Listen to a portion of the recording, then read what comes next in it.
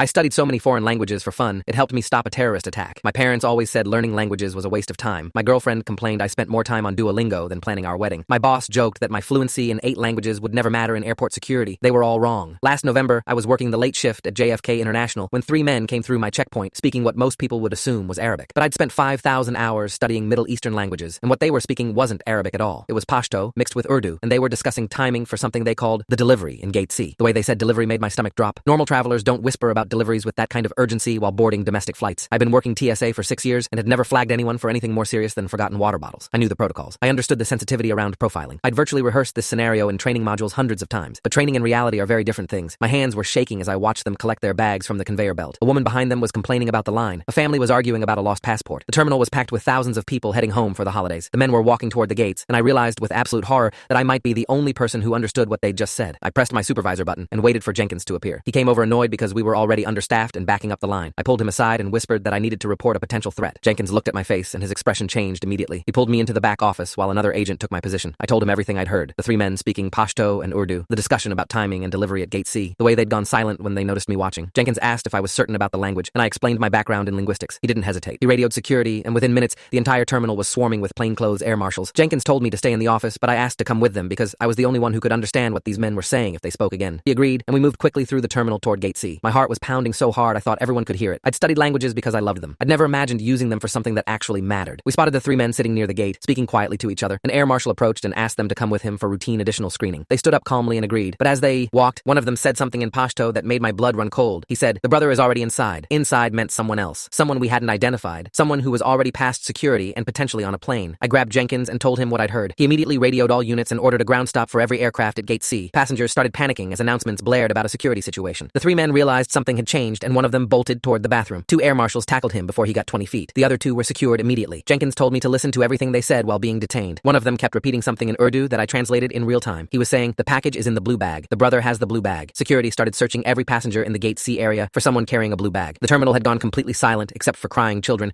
and the sound of security officers shouting instructions. Then I saw him, a young man, maybe 25, standing near the window with a blue backpack, watching the chaos unfold and slowly backing toward an exit. I pointed him out to Jenkins and air marshals surrounded him before he could move. They ordered him to put the bag down and step away. He hesitated, his hand moving toward the zipper, and every officer drew their weapon. I'd watched enough news to know what happened next in situations that went wrong, but this man looked terrified, not defiant. I stepped forward before anyone could stop me and spoke to him in Pashto. I asked him if someone had threatened his family. His eyes went wide with shock that I spoke his language. He started crying and nodding, saying in Pashto that they had his sister and would kill her if he didn't do this. I told him in his own language that we could protect his sister, but he needed to step away from the bag right now. He dropped to his knees, hands up, sobbing. Bomb squad cleared the bag and found enough explosive material to bring down an entire concourse. The 4 men were arrested and the sister was found being held in a warehouse in Queens.